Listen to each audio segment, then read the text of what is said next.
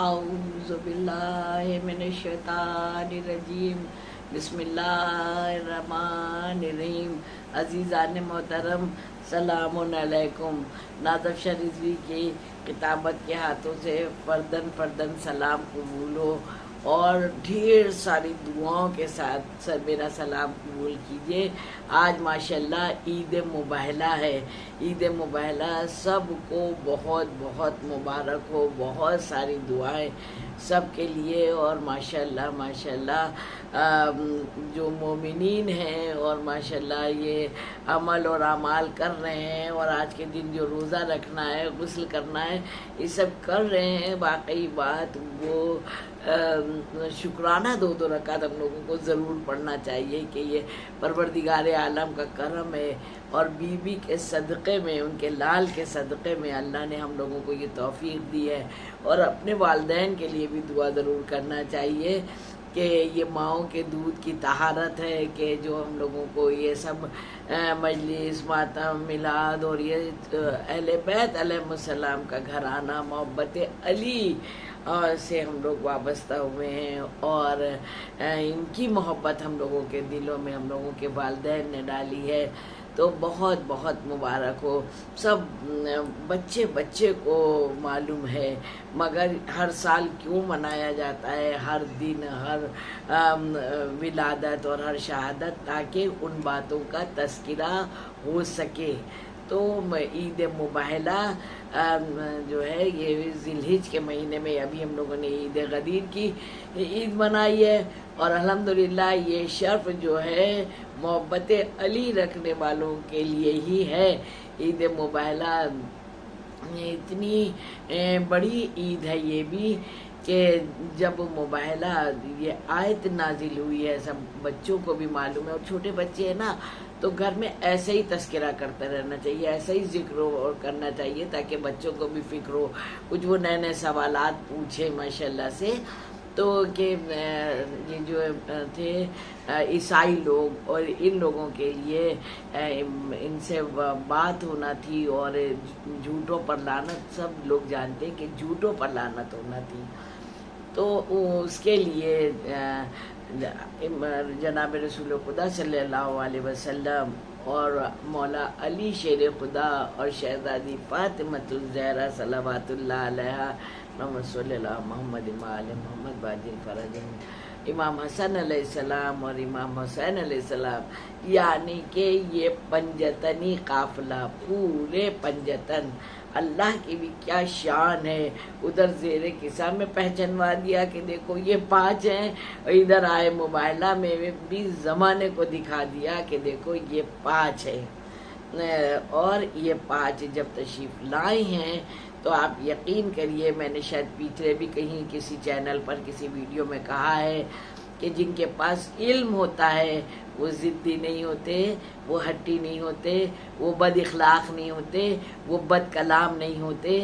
ٹھیک ہے نا، وہ دوسروں کو ذلیل کر کے خود آگے بڑھنا نہیں چاہتے، اور نہ ہی کسی کے کیے۔ ہم کو ہماری 2 رکعت نماز کا تو پتہ نہیں ہوتا ہے نا کہ قبول ہوئی کہ نہیں قبول ہوئی۔ سب سے بڑی کہنا چاہیے، سب سے بڑا گھمنڈ، تکبر جو ہے وہ عبادتوں کا ہے۔ اگر کوئی A to Z یعنی کہ اول وقت سے اور ساری عبادتیں کر رہا ہے، ایک لمحہ بھی اس نے سوچ لیا کہ ہم تو اتنے عابد ہیں، ہم تو اتنا کرتے ہیں، ہمارا تو نقصان ہو ہی نہیں سکتا، یہ بات اللہ کو بہت ناگوار گزرتی ہے، بہت ہی۔ بچوں کو، بڑے تو سب مجھ سے بہتر جانتے ہیں، لیکن بچوں کو یہ بات بتانا چاہیے کہ گھمنڈ، تکبر تو بالکل زندگی میں ہونے ہی نہیں چاہیے۔ ابھی سورہ عنکبوت ہے، مجلسوں میں ماشاءاللہ اللہ نے توفیق دی، زندگی دی، تو اور بھی تمام طرح کی باتوں پر بات ہوگی، لیکن یہ چھوٹے چھوٹے میسیجز ہوتے ہیں، یہاں پر بھی جو گوشہ حیات کا جو بھی گوشہ ایسا جو بچوں کے ذہن نشین ہو سکے، میری کوشش یہ رہتی ہے کہ جہاں سے بھی جو میسج بچوں کو مل سکے وہ ضرور دینا چاہیے، اور میں دیتی ہوں۔ دعا کریے آخری سانس تک میں یہ کار خیر کرتی رہوں انشاءاللہ۔ تو ہٹی ضدی تکبر نہیں ہوتا، اپنے میں کی انا میں فنا نہیں ہوتے، جو مولائی شیدائی سچے ہوتے، دل سے ہوتے، جن کے پاس تقویٰ ہوتا ہے، ٹھیک ہے۔ تو وہی ہوا کہ جو عیسائیوں کے سب بڑے پادری تھے، انہی نے دور سے ان نورانی ہستیوں کو دیکھا، نورانی چہروں کو دیکھا، تو ایک عجیب ان کے اوپر کیفیت ہوئی ان کی، اور انہی نے اپنے والوں سے کہا دیکھو یہ جو آ رہے ہیں میں دیکھ رہا ہوں، ان کی وہ نورانی شخصیت ہے، اور ان کا جو جلال ہے، ان کا جو نور ہے، ان کا جو چال ہے، ان کی جو ڈھال ہے، جو بھی ان کا آنا ہے، اور پھر میں کہوں اپنے انداز میں کہ ود فیملی آنا، ود فیملی کی بڑی ویلیو اسلام نے ہر جگہ کربلا سے یہاں تک، یا کہیں یہاں سے کربلا تک ہمیشہ دکھائی، ود فیملی آ رہے تھے۔ تو پادری نے کہا ان سے جو ہے بحث مباحثے کی بات نہیں ہے، اور سیدھی طرح سے صلح کر لی۔ بات سب سے اچھی یہی ہوتی ہے کہ انہی نے صلح کر لی۔ تو اس لیے اہل بیت علیہ السلام کے چاہنے والوں کے لیے یہ بہت بڑا دن ہے، یہ بہت بڑی عید ہے نا۔ عیدی بھی دیں، گفٹ تحفے دیں، نئے کپڑے پہنے، اور صبح ہی غسل سے ہی تو یہ دن کا آغاز ہوتا ہے۔ روزہ رکھنا اس میں بہت ضروری ہے، جو رکھ سکتے ہیں وہ ضرور رکھیں، بھائی کیوں اتنی بڑی فضیلت کو چھوڑیں۔ اور اس کے بعد صدقے کی بڑی اہمیت ہے، صدقہ اس میں ضرور دیں۔ اور آیت مبارکہ جو ہے وہ اسی دن نازل ہوئی۔ اور پتہ ہے بچوں کو یہ بھی بتائیے کہ جو مولا کائنات نے، مولا علی شیر خدا نے جو حالت رکوع میں اپنی انگوٹھی دی تھی وہ بھی اسی دن دی تھی، یعنی کہ جو آیت آئی ہے ولایت پر۔ تو یہ ساری باتیں پورا اسی لیے میں کہتی ہوں کہ حیات القلوب ہے، 14 ستارے ہیں، نہج البلاغہ ہے، صحیفہ سجادیہ ہے، اور مفات الجنان تو ہے، جو جنہوں نے زیارت کی ہے دیکھا ہوگا، وہاں ہر ایک کے ہاتھ میں، جیسے یہاں تو عام ہوتا ہے نا، وہاں پر سب کے ہاتھ میں یہ رہتا ہے۔ تو ہر گھر میں یہ نہ سوچیں کہ ہمارے یہاں کوئی ذاکر تو ہے نہیں، ہمارے یہاں کوئی ذاکرہ تو ہے نہیں، یا ہمارے یہاں کسی کا انٹرسٹ تو ہے نہیں۔ بتاؤں میں عزیزان محترم، زندگی کا نہ جانے کون سا لمحہ زندگی کا ٹرننگ پوائنٹ ہو جائے۔ آپ دیکھیے حور کو چشم زدن میں حضرت حور بنا دیا۔ جب گمراہی کے راستوں پر کوئی چلتا ہے نا، اس وقت پتہ نہیں لگتا ہے کہ سامنے حسین ہے یا یزید ہے، نہیں پتہ لگتا ہے، وہ سمجھتا ہے جو کر رہے ہیں وہی اچھا کر رہے ہیں۔ لیکن اللہ نے اگر توفیق ذرا سی بھی ایمان کی رمق رکھی تو اور توبہ کی تو چشم زدن میں زندگیاں بدل جاتی۔ تو کتابیں اگر گھر میں رہیں گی، بچے بوڑھے جوان سب جس کو جب وقت ملے، اور بہت اونچے پر بھی نہ رکھے۔ میں نے کہا نا مجلسوں میں جب پڑھنے جاؤں تو سائڈ کا کمرہ دیا جاتا ہے، بڑے اونچے پر قرآن شریف تک رکھے ہوتے ہیں، لگتا ہے کہ وہاں بچے تو نہیں پہنچ سکتے۔ تو ایسی جگہ انتظام گھر میں کریں تاکہ ذرا سا بھی بچوں کو وقت ہو کبھی کھولیں، اور ان کے مطلب کی کوئی چیز دکھ جائے گی تو پھر اس دن سے وہ کتابوں میں مشغول ہو جائیں گے، ان کو خود شوق آنے لگے گا، کیونکہ علم ایک ایسا سمندر ہے، وہ بھی اہل بیت علیہ السلام سے ریلیٹڈ، وہ بھی اسلامک معاملات میں اپنے آپ انسان مہو ہوتا چلا جاتا ہے۔ دن کب ہو رہا ہے پتہ نہیں چلتا ہے، رات کب آ رہی ہے پتہ نہیں چلتا ہے، دن اور رات کا پتہ نہیں لگتا ہے جب انسان پڑھنے میں مشغول ہو جاتا ہے۔ تو کتابوں کو اس طرح سے رکھیے کہ ماشاءاللہ بچوں میں ذوق و شوق پیدا ہو، بچے ٹھیک سے پڑھ پائیں۔ تو مولا نے چاہا، اور عید مباہلہ اس دن کی نماز بھی ہے، 2 رکعت نماز ہے، زیادہ بڑی نماز نہیں ہے، دونوں رکعت مگر ایک جیسی ہے، یعنی کہ ایک مرتبہ سورہ حمد کی تلاوت کرنا ہے، उसके बाद 10 मरतबा सूरह तौहीद कुल हुवल्लाहु अहद 10 मरतबा पढ़ना है, और 10 ही मरतबा इन्ना अंज़लना का सूरह पढ़ना है, और 10 ही मरतबा आयतल कुर्सी का पढ़ना है। अगर बच्चों को याद नहीं है तो वो देख के भी पढ़ सकते हैं, इंशाल्लाह पता नहीं लगता है इस। और मैं यही कहती हूँ कि जिनको भी ये लग रहा हो कि अरे ये अमाल बहुत बड़े हैं, तो वो मौला से, वैसे तो हम लोग सबको भी यही चाहिए कि ज़माने के इमाम अलैहिस्सलाम से दुआ मांगे कि मौला हमको तौफीक दीजिए कि हम अच्छी तरह से अपने इबादत को अंजाम दे सके और दर्जा कबूलियत तक पहुंच सके, ऐसी तौफीक दीजिए, ऐसा पढ़े। और तो ये 2 रकात नमाज है। उसके बाद जो है एक किताब में तो बड़ी सी दुआ है ईद मुबाइला की, वो उसका नमाज के बाद कस के दुआ मांगे तो यहाँ पर दुआएं ज़रूर कबूल होती हैं इंशाल्लाह।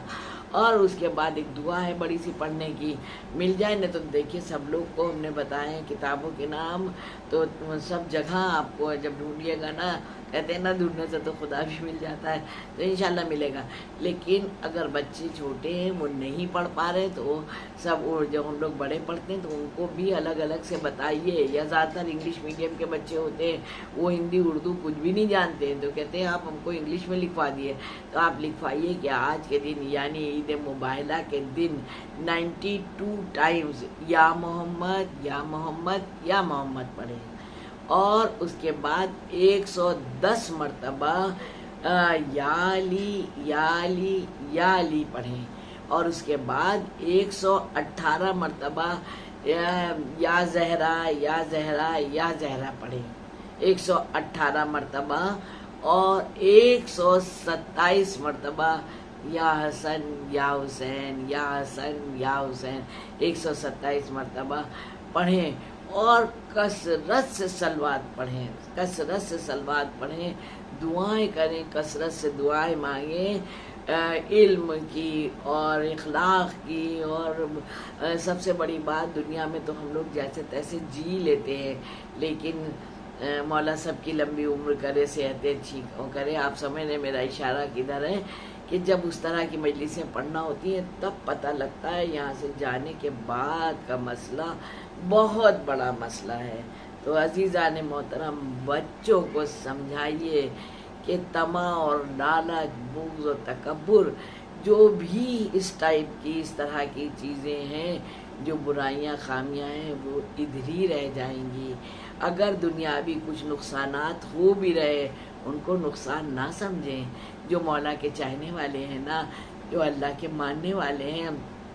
और तकवा गुजार और तकवा परस्त है, वो समझ ले के अगर खुदा न करे बिजनेस में नुकसान हो रहा है, नौकरी छूटी जा रही है, या शादियां देर में हो रही हैं, या किसी भी तरह की कोई परेशानी है, तो समझ लें अभी हम आजमाइश में हैं। लोग कहते हैं कि नाजबाजी अब तो हमारी ओवर एज हो रही है, अब हमें नौकरी नहीं मिल सकती। ऐसे ऐसे केस देखे हैं मैंने कि ओवर एज होने लगे, लेकिन उन्होंने तकवे का दामन नहीं छोड़ा, हाथ से उम्मीद का दामन नहीं छोड़ा, उन पर उम्मीद लगा रहे, अल्लाह से दुआ करते रहे, बीवी से भी दुआ मांगते रहे, और बस जो साल आखिरी साल था ओवर एज होने का, उस साल उनको मिल गई हो, माशाल्लाह ऐश कर रहे हैं। तो इसलिए कभी घबराना नहीं चाहिए। देखिए, जब कुरान ने कह दिया कि जुल्म, कहा है ना कि जुल्म को न, जो जालिम होंगे उन तक नबूवत नहीं पहुंचेगी, इतना बड़ा मर्तबा, और ज़रा सा भी जुल्म हुआ तो नबूवत, तो हम आप क्या हैं। तो इसलिए जुल्म की तो कहीं जगह नहीं है, चाहे वो एक अल्फाज से हो, चाहे एक अंदाज से हो, चाहे एक अमल से हो। और हाँ, एक ये बड़ी बात जो मुझे कहना है कि ज़ाहिर और बातिन में फ़र्क नहीं होना चाहिए।